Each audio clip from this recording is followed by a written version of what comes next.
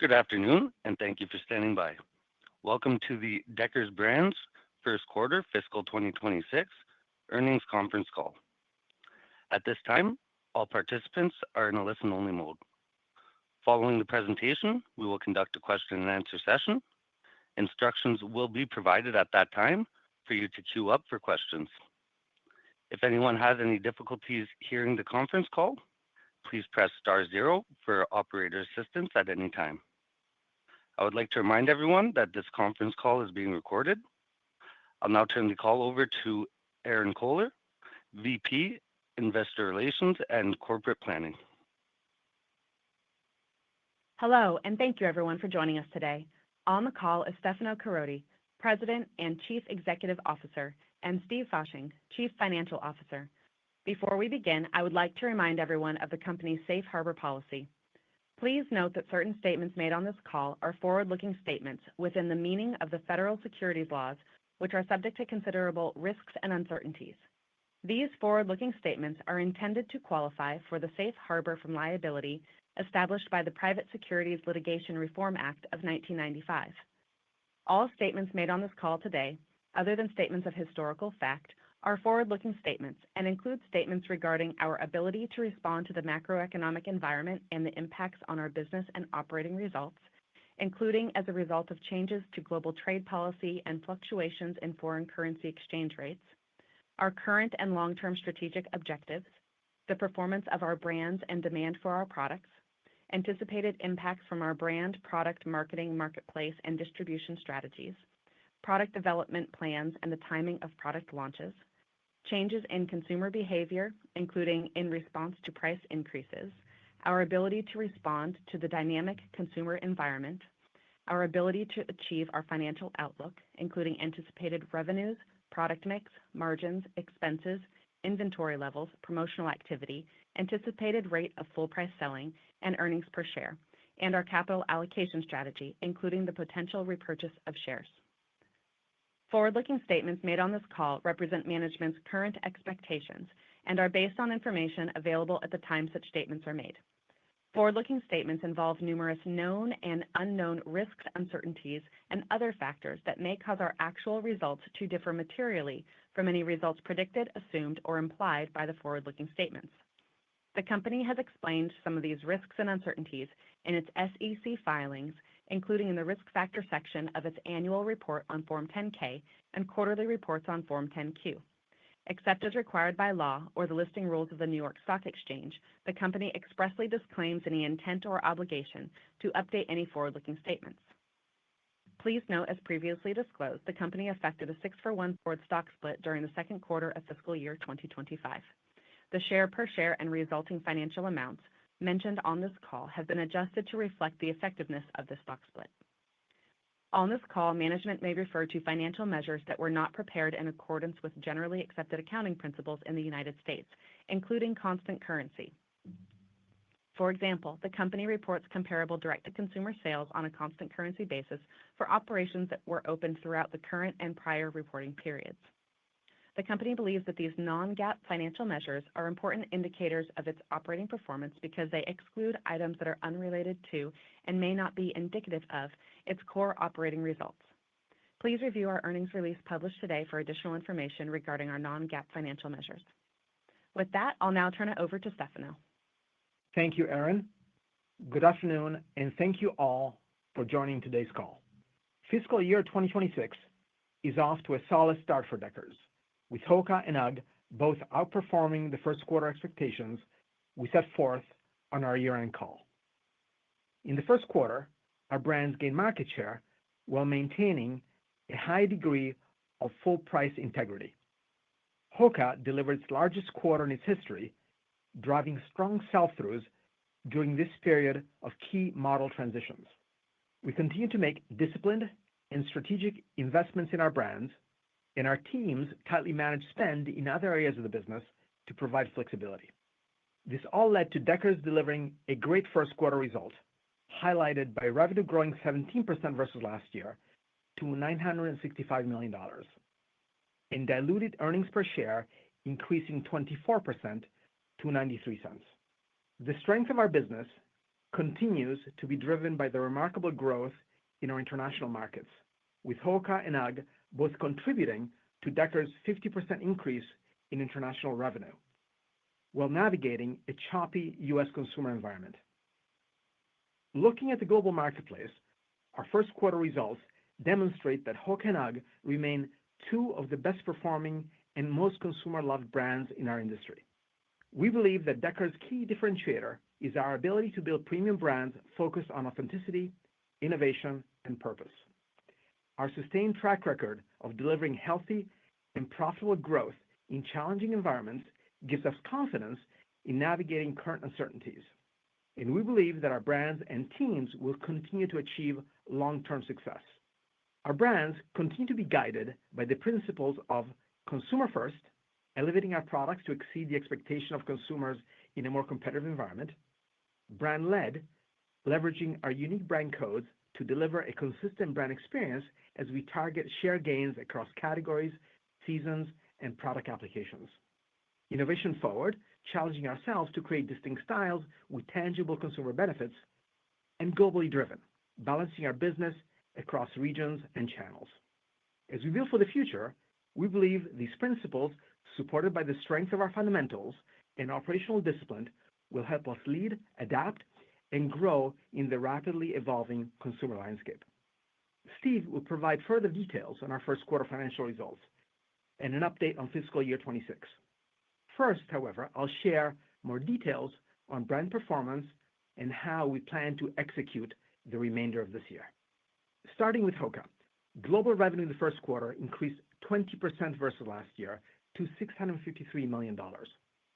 HOKA performance came in ahead of our expectations, but the shape of the brand's revenue growth versus last year was aligned with what we had anticipated, as global wholesale increased 30%, driven primarily by the strength of our international regions, with the U.S. also contributing to this growth.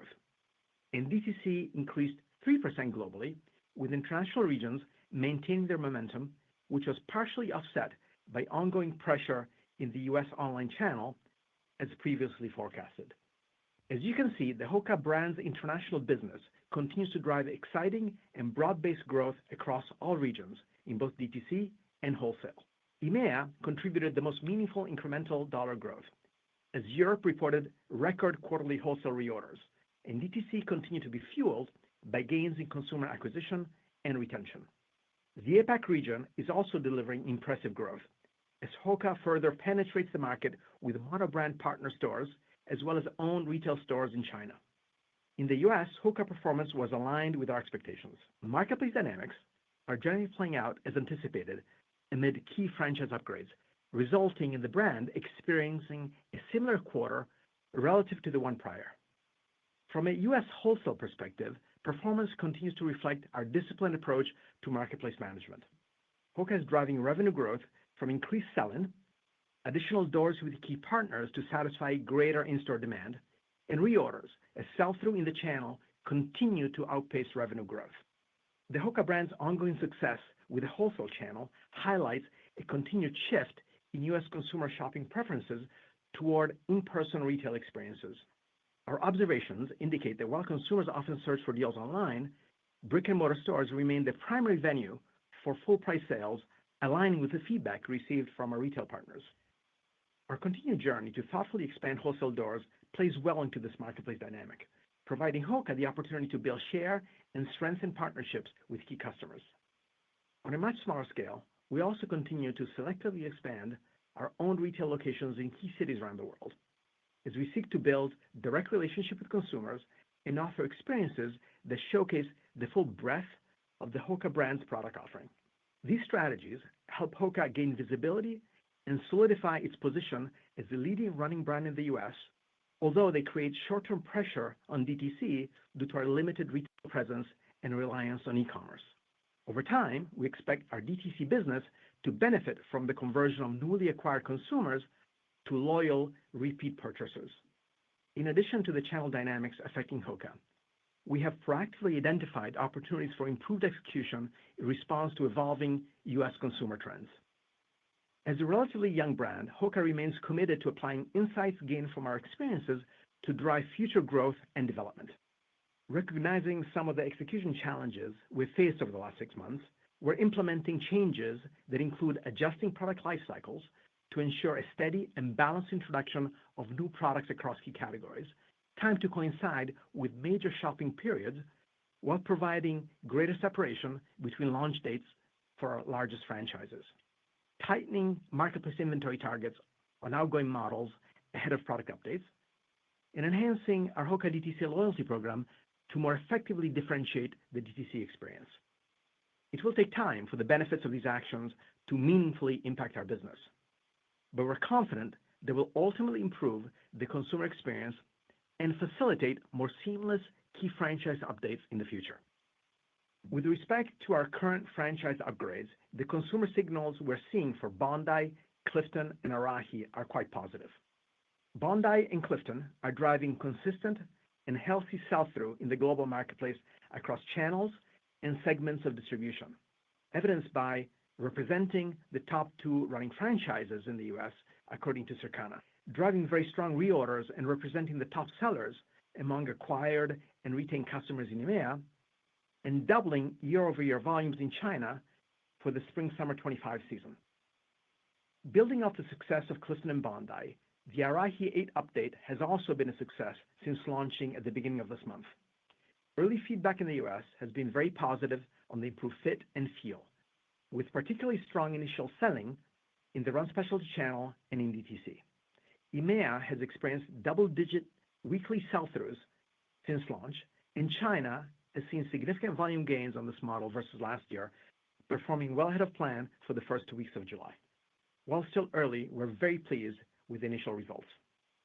The consumer is showing a strong affinity for the updates to the HOKA brand's 3 largest franchises. We continue to believe there's more work to be done to build the same heat in other franchises across our compelling product assortment. We believe the HOKA brand's point of differentiation to the consumer is its relentless focus on innovation that delivers transformational experiences. To continue delivering the level of innovation consumers have come to expect from HOKA, we've bolstered capabilities across design, innovation, color, and lifestyle, allowing for greater dedicated resources to enhance a broader range of styles. As a result, we're seeing tangible improvements to the product pipeline, which is reflected in the positive retailer response to our Spring/Summer 26 offering. We also expect to significantly enhance our ability to segment the marketplace with greater product ammunition, allowing us to fuel DTC acquisition through differentiation and expand wholesale doors in a controlled manner as we continue to build awareness and broaden demand for the HOKA brand. To that end, you may have seen that just a few weeks ago, HOKA launched its 2025 global brand campaign titled Together We Fly Higher. The campaign is centered around the power of community and the idea that individual progress is fueled by the collective. This is a principle HOKA has always embraced, as we believe the HOKA community has truly been the driving force behind building this transformational brand. Together We Fly Higher celebrates the unifying power of running, highlighted in a new anthem film and an inspiring series of short films that spotlight real stories of runners. We'll amplify this campaign across retail stores, connected TV, out-of-home, digital, and paid social across HOKA-affiliated social media platforms. Personally, I'm super excited about this campaign. I feel the brand has found its voice, and this is the strongest HOKA campaign to date. Overall, fiscal 26 is off to a very good start for HOKA. Our 3 largest franchises are performing strongly with consumers, and we're expanding the brand's global reach, introducing HOKA footwear to a broader customer base. Shifting to UGG, global revenue in the first quarter increased 19% versus last year to $265 million. From a channel perspective, UGG outperformed wholesale, as wholesale increased 30% versus last year, with consistent growth across the US and international regions. And DTC decreased 1%, with similar regional dynamics relative to HOKA, where we're seeing pressure in the US related to consumer sentiment and in-store shopping preferences, offset by continued strong international growth momentum. The main drivers of UGG growth this quarter came from our focus areas. International drove the bulk of growth for UGG this quarter, with EMEA and China contributing the largest year-over-year gains. Men's footwear grew at nearly twice the overall brand rate, and sandal and sneaker styles drove most of the growth, reflecting the success of UGG's 365 initiative. Although Q1 is primarily a selling quarter for the brand, we're encouraged by the robust start in wholesale, a positive early indicator of consumer interest as partners look to accelerate shipments. UGG products continue to gain relevance during transitional periods, reflecting the brand's ongoing success in developing collections that align with consumer preferences. Furthermore, we're particularly optimistic about the consistency of what has been working in key regions around the world. The UGG team has effectively implemented a brand-led global marketplace strategy, delivering elevated experiences through distinctive UGG products around the world. The UGG brand focus on telling fewer, more targeted stories to amplify launches is demonstrating measurable success. The consumer response to the Peak Mod style is a perfect example of the team's efforts in driving positive results. The Peak Mod is a completely new men's-specific clog that takes design cues from popular UGG styles. It initially soft-launched in March on the heels of our first-ever men's-focused spring marketing campaign and was then featured as part of our seasonal Icons Reimagined marketing campaign. This versatile style quickly became a male consumer favorite across the US, EMEA, and China, even earning placement in major fashion publications as a go-to style for warm weather attire. We believe there are 4 key reasons for the success: infusing UGG brand codes into a versatile design, leveraging consumer insights early and frequently, continuing to edit the assortment to allow for more focused seasonal stories, and pursuing a long-term strategy to acquire more male consumers.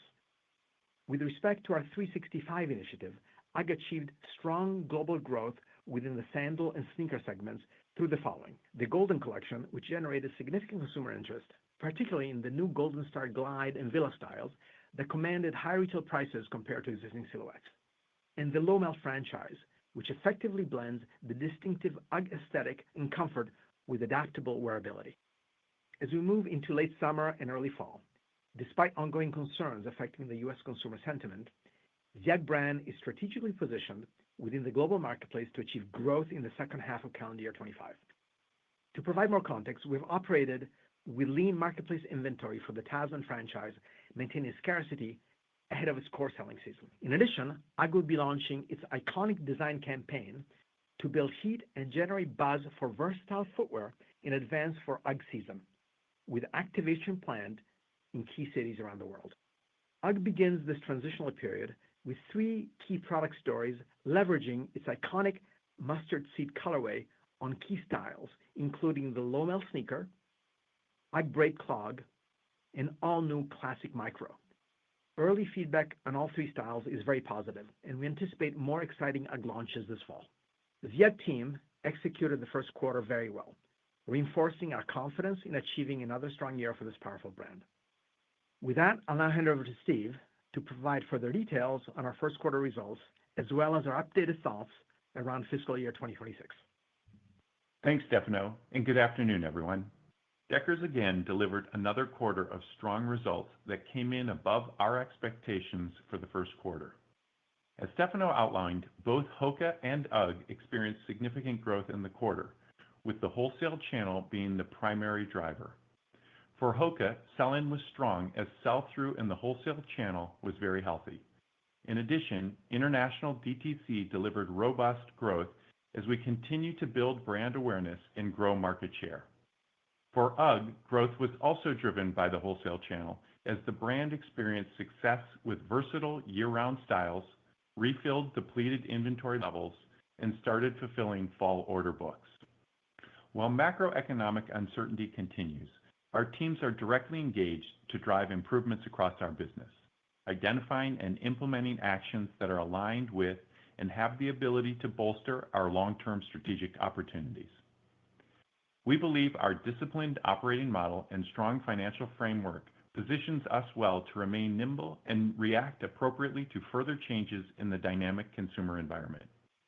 We are excited about the tremendous growth opportunity ahead for both HOKA and UGG, and will continue to build upon the rock-solid foundation we have set over the last few years. With that, let's get into the details of our first quarter fiscal year 2026 results. Total company revenue was $965 million, up 17% versus the prior year.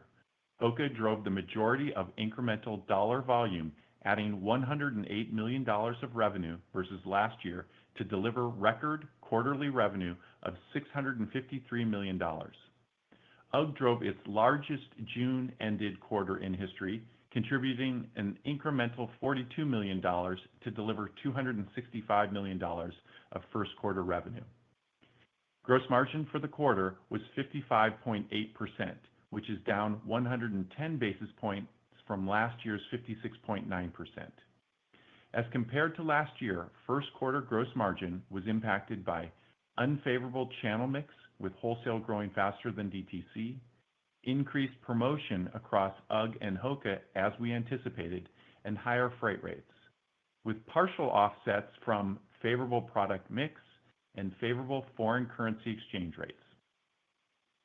SG&A dollar spend in the first quarter was $373 million, which is up 11% from last year's $337 million.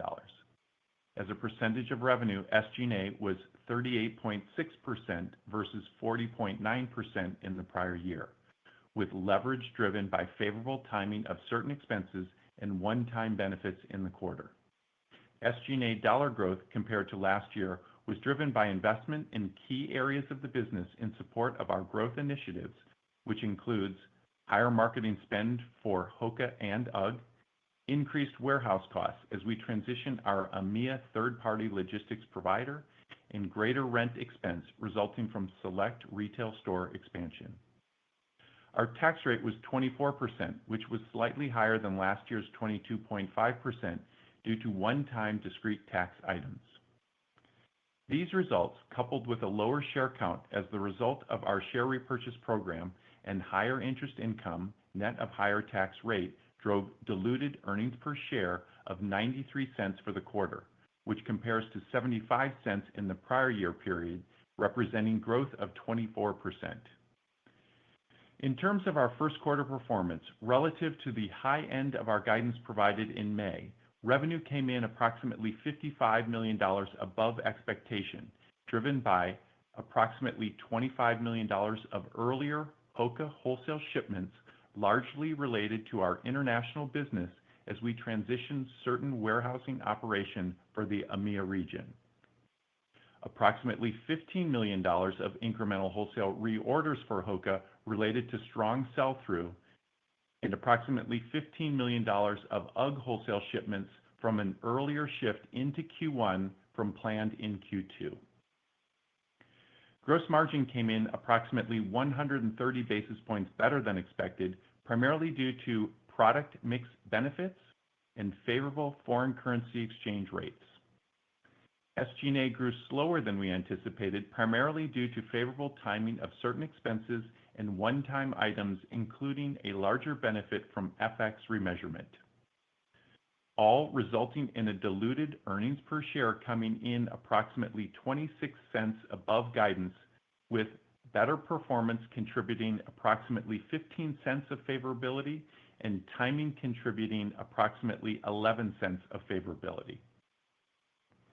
We did not experience a material impact from tariffs in the first quarter because the majority of products sold was either already in inventory or shipped prior to tariffs taking effect.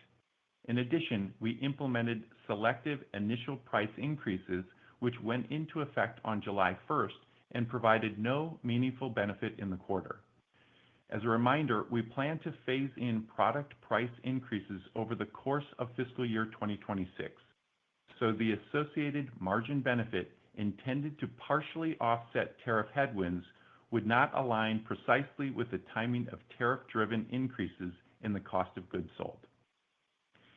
Turning to our balance sheet at June 30th, 2025, we ended June with $1.7 billion of cash and equivalents. Inventory was $849 million, up 13% versus the same point in time last year, and we had no outstanding borrowings. During the first quarter, we repurchased approximately $183 million worth of shares at an average price per share of $109.84. As of June 30th, 2025, the company had approximately $2.4 billion remaining under its stock repurchase authorization. Now, moving into our forward-looking update. Given the continued macroeconomic uncertainty related to the global trade policy and difficulty predicting impact on the consumer environment and purchasing behavior, we are not providing a formal outlook for fiscal year 2026. However, I want to reiterate the key themes of our business and framework for fiscal year 2026. As a reminder, our fiscal year 2026 framework includes the following.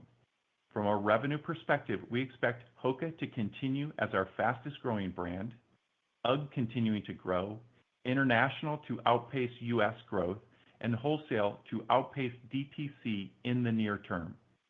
From a gross margin perspective, we expect a year-over-year decline from headwinds that include increased tariffs, higher levels of promotion, upgraded materials on key styles, and higher ocean freight rates in the first half.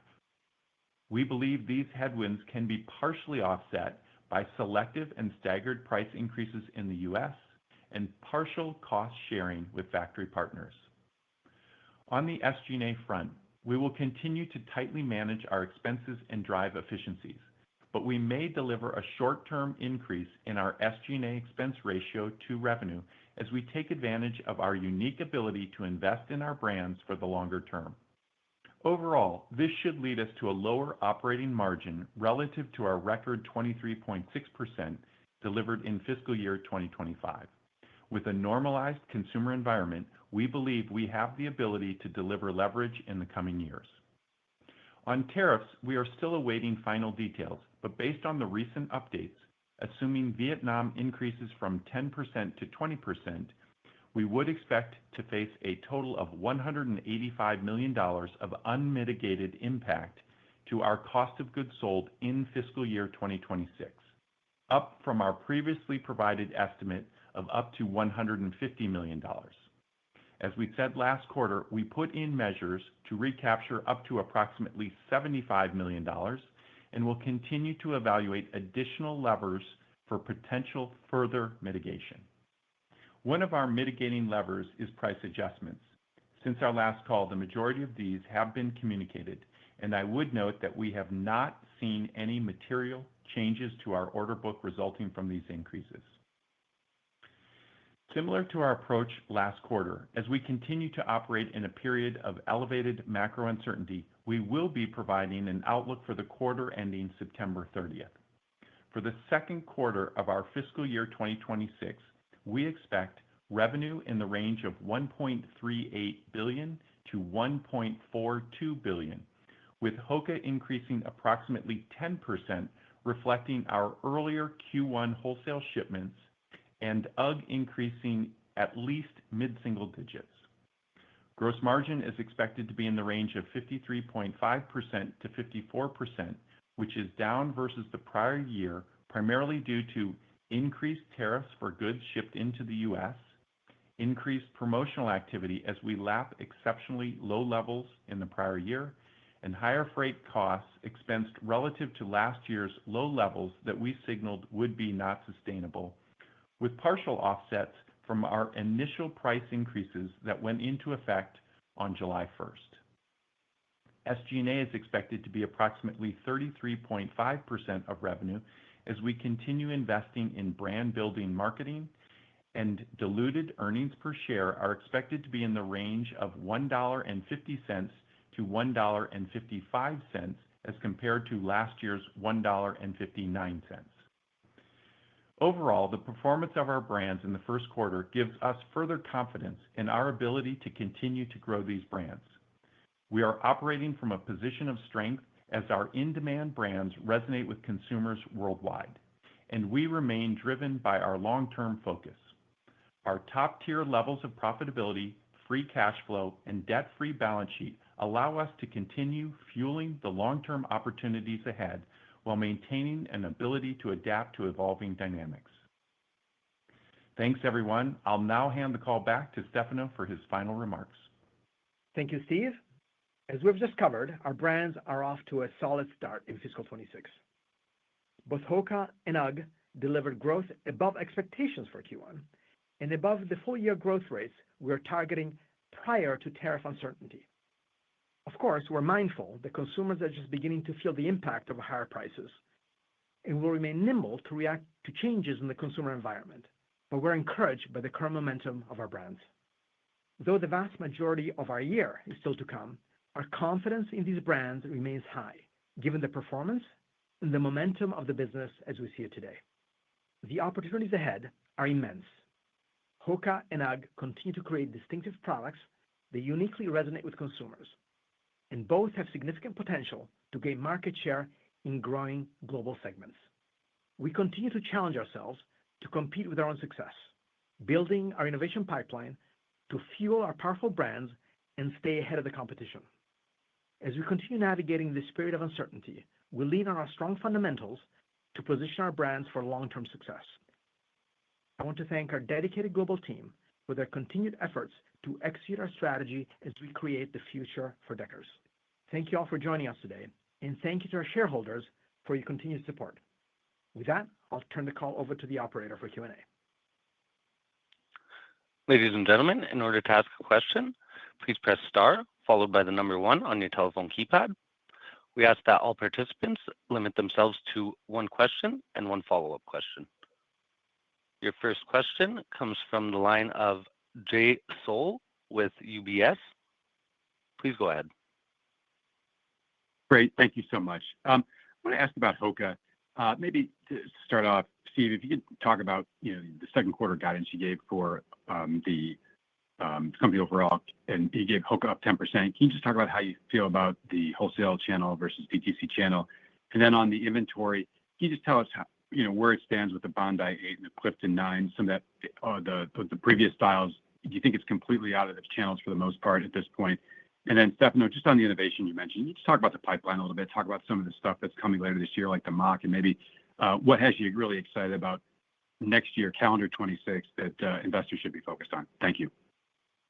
Got it. All right. Thanks, Jay. I think as we think about the 10% growth, we're taking into account clearly some of the international timing on the wholesale distributor orders that we fulfilled in Q1 that originally we thought might go Q2. So when you adjust for that, we're still in that mid-teen for the first half of the year growth for the HOKA brand. I think what you'll also see in Q2 is a little bit more balanced growth between the two channels. So it's still wholesale growing a little bit faster, but you're going to see an improvement in the DTC performance. So that's how we're looking at it. I think what we've seen coming out of Q1, kind of continued sequential improvement from April to May to June. So we were seeing improvements in our DTC performance as we were starting to clear some of that inventory, which I think is one of your questions that we'll talk about. So improved performance as we've moved through Q1, which is giving us confidence. And then also as we look at growth, just managing some of that wholesale growth in Q2 and improving some of our DTC performance. And regarding the overhang of Bondis and Cliftons, the market is largely clean of Bondi 8s and Clifton 9s. We do have a bit of inventory in Arahi 7 that is moving very fast out, which is not impacting Arahi 8, that is performing very well against early days. It launched July 1st, but the read from Run Specialty, Better Sporting Goods, and DTC is very positive on Arahi 8. And Arahi 8, as I mentioned before, is our third largest franchise. In terms of product pipeline, I'm very, very encouraged by what is coming, especially next spring, but also in this fiscal year. We have a couple of products above $200 that we recently launched, Mafate X and Rocket X3, that are performing well. Our second largest trail franchise, the Mafate 5, is going to hit the market in August. We have strong bookings behind that style. Mach X3 will also be launched the back half of the year, in addition to Skyward, Laceless, and Transport Hike GTX, Gore-Tex. And early in the spring next year, we're upgrading our number 4, 5, and 6 franchise. Mach 7, Gaviota, and Speedgoat are all being updated, and the bookings on these styles is super strong. Very, very encouraged by what is coming down the pipe.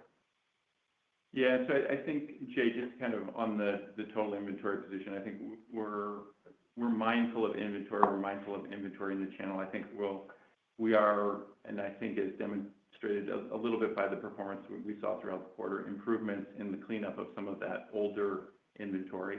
We've seen that move out, which is better positioning us to move some of the newer inventory. And as Stefano highlighted, very excited about some of the oncoming models. In addition, we haven't provided the outlook on this year, but I think what is encouraging is the start to our year. Now, we recognize that that's not largely been impacted by the tariffs yet, but we are very encouraged with the better-than-expected performance start to the year, that consumers are very engaged. And then with some of the surveys, and we talked about it in the prepared remarks, with how well our new models, especially within HOKA, are performing, gives us more confidence on the year as we think about it. And the unknown really, again, still is just kind of more details on the tariffs and where do those land, and then potentially how do they impact the consumer. But I think as Q1 demonstrated, consumers are engaged in our brands, and our brands are performing well around the world. Got it. Thank you so much. Your next question comes from the line of Laurent Vasilescu with BNP Paribas. Please go ahead. Oh, good afternoon. Thank you very much for taking my question. I wanted to follow up on Jay's question. I think, Steve, we mentioned that we should see balanced growth between wholesale and DTC for HOKA. So I just want to be sure to understand that correctly. And within that, let's say it's 10% for DTC. Would you assume that there's come a reacceleration in the U.S. DTC business? And then longer term on this DTC narrative, I think you ended last year, the fiscal year, with 42 stores for HOKA, of which I think only 5 were in the U.S. So how do we think about longer term, Stefano, where you want this business to be on the DTC front in terms of store penetration globally? Yeah, I think so. I'll start on the first part, Laurent. In terms of, again, how we're thinking about HOKA growth in the U.S., I think as we experienced some challenges, and we talked about that again in the prepared remarks, and some of the improvements that we can make through managing that. What we did see was a bit of a low point in April. As I said before, we've seen sequential improvement throughout Q1, which is encouraging for us as we enter Q2. It is what we expected. So again, that's encouraging to see that we're seeing that level of improvement. And I think that's where we get to kind of that balanced approach. Now, from a geographic standpoint, the growth will still come largely from international, because we still have a lot of opportunity to grow internationally. It's a smaller market, but we're seeing building brand awareness, which is resonating in our international markets. But with that, we will see and anticipate to see improvements in the domestic market too. So as we came off those April lows, we continue to expect to see kind of improvement. We saw that in May and June, and we'll look for that again as we move through Q2. Regarding retail, Laurent, we continue to be excited about the retail opportunity.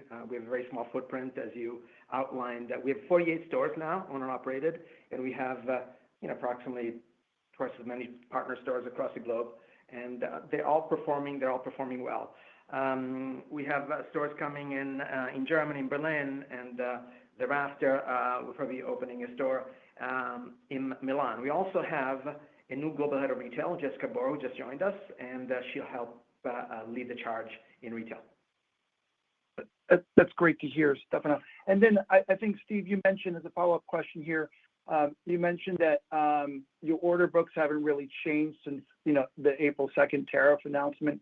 I think last call you mentioned that pre-April 2nd, the framework that you were thinking through was that there would be at least mid-teens growth for HOKA and at least mid-singles growth for UGG.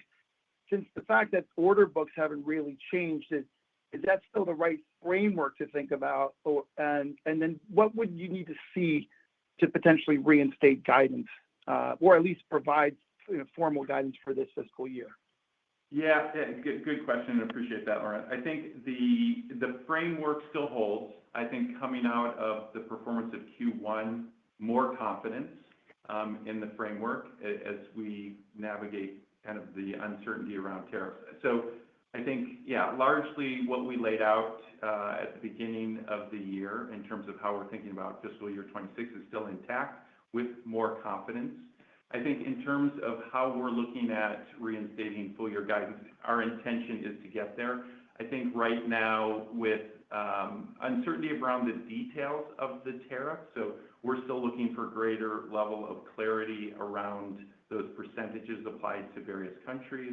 And then also, I think what we're also looking at is as consumers begin to react to some of the tariffs, they will likely start to see in the second half what consumer reaction is to that. So those are a couple of the elements that we're looking for. But again, encouraged by our Q1 performance, which is giving us increased confidence around our framework. Thank you very much and best of luck. Thank you, Laurent. Your next question comes from the line of Adrienne Yih with Barclays. Please go ahead. Great. Good afternoon. What a great start to the year. Congrats. Stefano, I wanted to talk a little bit more about the price increase strategy. It sounds like you are originally taking them on selective, but what % of product kind of do you have expectations to increase prices in the fall season? Is it only on new launches? Is it also on some like-for-like product? And as we kind of go through the year, how are you thinking about broadly how much of the assortment you would put price increases on? As we said before, Adrienne, we've been selective and staggered in our approach. We took some price increases in July. Some will take in the spring. And they're strategic. There are price points where and franchises where we can increase price and price points, especially in kids, that we want to protect. So it varies across brands and across segments of the business. In terms of percentage, it's difficult to outline what percentage increases we've increased. Yeah. Okay. Yeah, I'll just add a little bit onto that. So we looked at it and we kind of broke up the two seasons. So initially, when we were looking at the tariff of around $150 million, the 75 was kind of based on getting a little bit from our suppliers, and then staggering, as Stefano said, some of those price increases. So looking at not all products, but certain products within the fall across all of our brands. You've seen some of those, around $5 increases on some of that product. Then we've also looked at spring of next year, so looking at some price increases equivalent. That's on some existing as well as some new models that will come in. We left room that we can continue to evaluate that. So in light of how tariffs land and where they're landing, we can revisit that as well. So it's still ongoing, but we're fairly set at this point. And we'll see where tariffs land and then our ability to adjust any further. Okay, great. And then my follow-up is on the 2Q guidance or on the ending inventory, what % of that growth is actually tariff-related cost increases? And I would assume that Q2 still has the pressure year on year from pushing through the price increases, but not at a commensurate rate with the inventory that's coming through at higher cost. Is there a potentiality that in the back half of the year you could see a gross margin return to expansion, so a flip of kind of those dynamics as you put more pricing through? Yeah, I think the answer is no. We'll see more pressure in the back half on the margin, and that's going to largely be driven by the tariffs coming into effect. So as you recall, we started out the year where we said we are seeing some inflation on input costs. We're also using upgraded material costs. Overall, without tariffs, that was going to put pressure on our full year margin. Then with the tariffs, we're seeing kind of further pressure. And again, in FY26, there's a dynamic where the tariffs are coming in before our price increases on a full year basis are able to offset that. So with some of the inflation that we're seeing, and not fully adjusting prices to offset that, again, with upgraded materials and the tariff impact, that is where we're looking at kind of lower year-on-year gross margins. Some of what you're seeing in the first half are related to that higher freight, higher upgraded material input costs. What you're going to see in the second half, a little bit in Q2, will then also be the differential of the tariff. So the unmitigated offset a little bit by mitigation, but still unfavorable for fiscal year 2026. Okay, super helpful. Thank you very much. Best of luck. Okay. Thank you. Your next question comes from the line of Jonathan Komp with Baird. Please go ahead. Yeah, hi, good afternoon. I want to follow up on Hoka, the discussion about bolstering some of the capabilities, driving better heat for other franchises, and really making some of the launches more spread out and more seamless. Could you maybe just talk a little bit more about the insights in the business currently that are driving you to focus on those areas, especially in a fairly competitive running market? Yeah, to the capabilities, John, yes, we're adding capabilities in innovation, in design, in color, in engineering. This is a very competitive landscape, especially with other players coming in. So we need to continue to lead. And to your point about a few learnings, yes, there were a few learnings recently. We'll be spacing out key style launches farther apart from each other. We'll be better aligning flow with key commercial moments. We're tightening inventory of outgoing styles. And as the offer expands, we'll be able to create more segmentation for all channels and more differentiation for DTC. Okay, that's helpful. And Steve, one separate question, if I could, just thinking about the business ongoing, is there a way to think about the minimum cash that you think you need to run the business, and just any insights on how the board's viewing the buyback, given the big authorization, and just how far your valuation has come in here? Thanks again. Yeah, thanks, John, for that. I think clearly, we're sitting on a very healthy cash position, and that has helped us and the board consider kind of share repurchase opportunities, especially where we feel we're underappreciated for what we're delivering. And so I think what you've seen the past couple of quarters is we have stepped up. Now with the increased authorization, we'll continue to look at that. But yeah, again, where we feel we're putting up exceptional results and it's not reflected in our stock price, we will take advantage of those opportunities. Understood. Thank you. Your next question comes from the line of Rick Patel with Raymond James. Please go ahead. Thank you. Good afternoon. Question on Hoka's international performance. Can you unpack the building blocks of growth that you saw in Q1 as we think about what was organic, what you might consider productivity versus new distribution, and how are you thinking about those growth drivers as fiscal 26 moves forward? Hey, Rick, this is Stefano.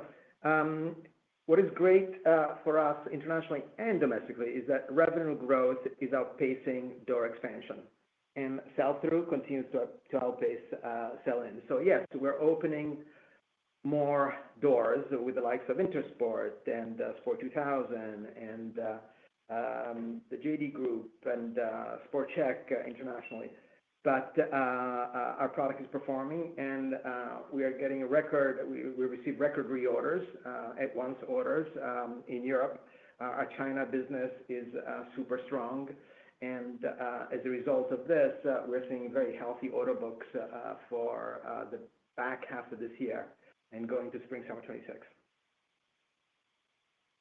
And secondly, can you talk about the outlook for SG&A? I think you touched on timing having an impact on Q1 and seeing a short-term increase in the ratio. Just some additional details there would be great. And if you're not guiding for the year, perhaps touch on the areas of spending that you have the most confidence in being able to control.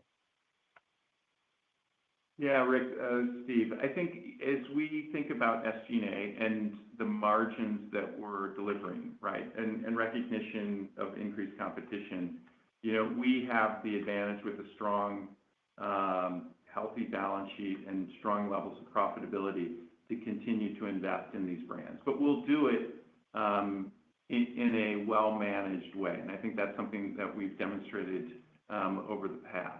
So, as we talked about kind of on the last call, we will continue to invest to build brand awareness across the globe.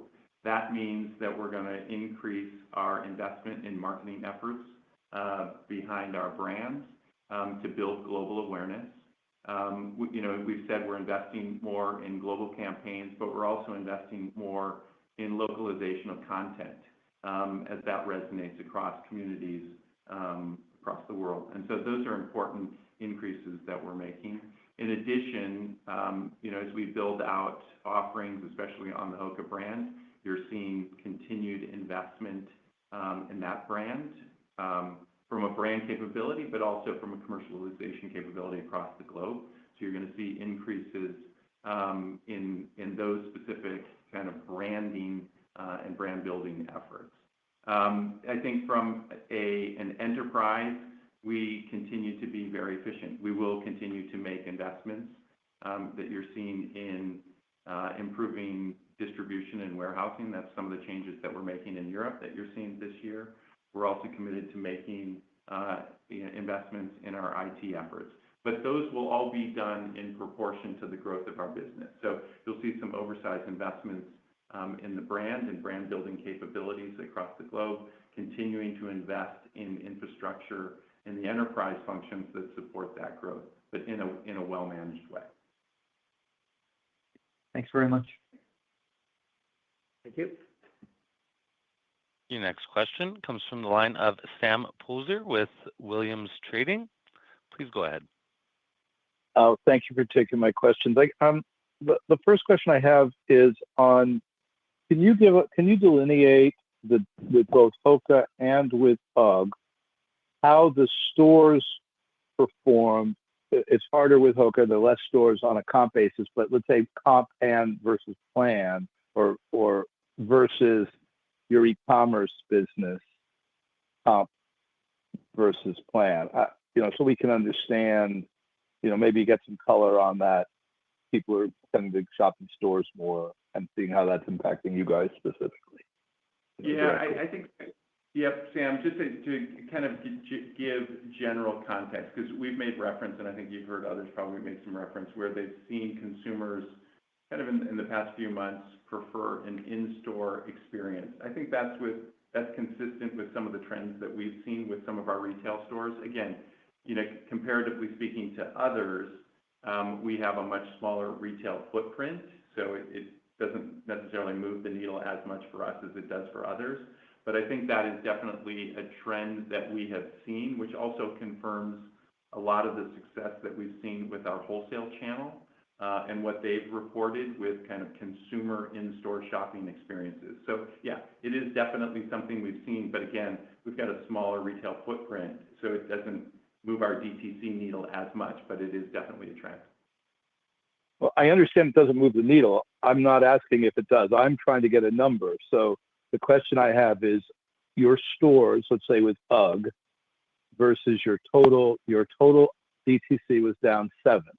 What were the stores versus the total? And I know it's harder with HOKA because there are less stores, but I'd like to get some form of clarification on what that is, understanding that it's not material, but at least it is factual and would put more meat on the bone of the comments and of the comments you've made as well as the others, understanding it is not necessarily material. Yeah, I think so clearly the comp in our retail store was better than what we saw online, and we haven't broken that out. But again, I think if your point to what degree? 150 basis points. Can you please give us something here? Really think it's important. Yeah, I don't know, Sam, that we want to go kind of down a path of breaking out that level of detail. All right. But retail performed better than e-commerce significantly. Thank you. In the concerns you have about the gross margin, you talked about the headwinds from the tariffs and so on and so forth. Two questions there. One, with the Clifton and the Bondi where you raised price, I know it was on July 1st, but have you seen any of the Bondi 9 and the Clifton 10? Have you seen any change in rate of sale since you raised those prices? No, it's short time. And two, in your discussion about gross margin going forward, what is your expectation for promotional activity in that? Because you did get promotional on the Bondi 8 at the end of last year, but that should be an offset this year, theoretically. Yeah, let me answer the first part of the question. Since we increased prices on July 1st, we haven't seen any material decline in performance for the products that we have raised price on. And then on the promotion assumption, Sam, I think the way we're looking at it is we always assume a level of normal promotion. Right now, with some of the improvements that we saw in Q1, we did see an increase in promotion this year versus last year. We anticipate for the rest of this year that we'll see increased levels of promotion this year versus last year. Again, we're not giving a full year guidance, but that's kind of the perspective of how we're looking at it. Q2 embedded in our guidance is an increased level of promotion. I think we'll see again how that plays out. I'll just remind everyone that last year was exceptional in terms of the level of full price selling that we delivered, and so we're not expecting to deliver that same level of full price selling that we did last year, but we'll aim to try to get as close as possibly that we can. So again, we'll see how it plays out. Our assumption always embeds a level of more normalized promotion, and then we'll see how things play out. And if they play out like Q1, we may see some upside. Thank you guys very much. Thanks, Sam. Your final question comes from the line of John Kernan with TD Cowen. Please go ahead. All right. Thanks for taking my question. Steve, maybe just within the framework of U.S. and international, U.S. was down 3, international up 50 in Q1. How should we be thinking about that within Q2? Understanding you don't give specific guidance, but just some guardrails on that. And then follow-up is just HOKA DTC. Within your forecasting, how should we think about the reinflection of HOKA within the direct-to-consumer channel globally? Yeah, sure. So in terms of first the international versus U.S., so with the slower growth, there will be some improvement. So Q2 compared to Q1. International, the growth won't be as robust as what you saw in Q1, again, because some of that was timing that we called out with the warehouse moves. And a little bit of improvement on the domestic side. So we're looking for incremental improvement in Q2, but still the bulk of the growth will come from the international perspective. And then your question on DTC growth, sorry, could you repeat the question on?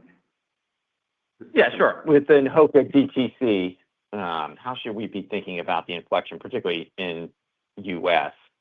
for HOKA DTC? It sounds like you exited the quarter at a stronger rate. Some of the data we've seen shows improved traffic trends. So just curious how you're thinking about HOKA DTC specifically within the U.S. Yeah, I think so. I think we saw slightly better improvements at the end of Q1. So we're encouraged with that. Again, I think it's incremental, right, as we continue to look at Q2. So as we saw in Q1, May incrementally built on April, June incrementally built on May. And as we're thinking about Q2, it's a build on Q1. We're not looking for anything dramatically different. We're looking kind of for continued incremental improvement because remember, we're still managing some wholesale expansion. So we know that will be pressure in the near term, but it's more about the incremental improvement. Understood. Thank you. Best of luck. All right. Thank you. Thank you. Ladies and gentlemen, this concludes today's call. Thank you all for joining, and you may now disconnect.